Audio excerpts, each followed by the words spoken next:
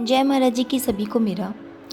आज की जो विशेष लाइन है, उदासी एक व्यक्ति को उसी प्रकार मार डालती है जैसे एक क्रोधित सांप अपने बच्चे को।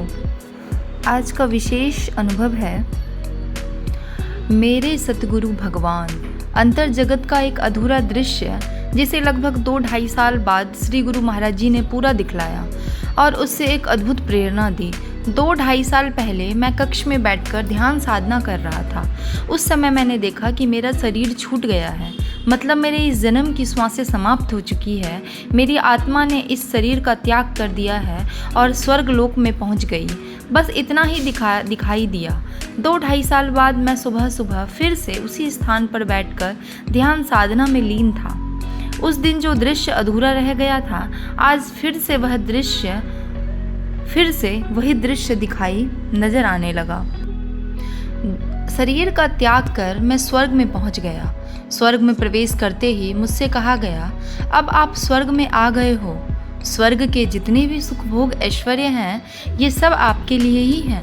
उनकी इस बात को सुनते ही मैं बोला, मैं एक सन्यासी हूँ, मुझे इन भोग वस्तुओं से क्या मतलब। वे प्रश्नवाचक दृष्टि से मेरी ओर देखते हुए बोले। तो फिर मैंने कहा, मैंने स्वर्ग के सुखों के लिए नहीं बल्कि परमात्मा से मिलने के लिए ध्यान साधना की है। मुझे ये सब क्षणभंगुर सुख साधन नहीं चाहिए। वे बोले, ठीक है, फिर आगे बढ़ जाओ। अब मैं आगे और बढ़ने लगा। एक बहुत ही लंबा सफ़र उस समय मैंने तय किया। अब मुझे ठीक सामने एक कक्ष नज़र आने लगा। पता चला कि वह भगवान जी का कक्ष है। उस कक्ष में भगवान जी का दर्शन होगा। वे वहाँ विराजमान रहते हैं। मैंने जैसे ही उस कक्ष में प्रवेश किया तो मेरे ठीक सामने सिंहासन पर हमारे गुरु महाराज जी, हमारे प्यारे आशु बाबा बैठे हुए थे। महाराज जी ने डार्क मैरून कलर के वस्त्र पहने हुए थे। अपने सदगुरु भगवान को देखते ही मेरी आंखों से अश्रु बहने लगे।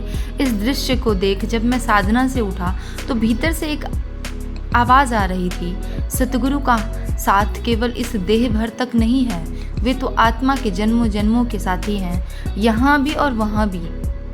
सभी को मेरा जय महाराज जी की।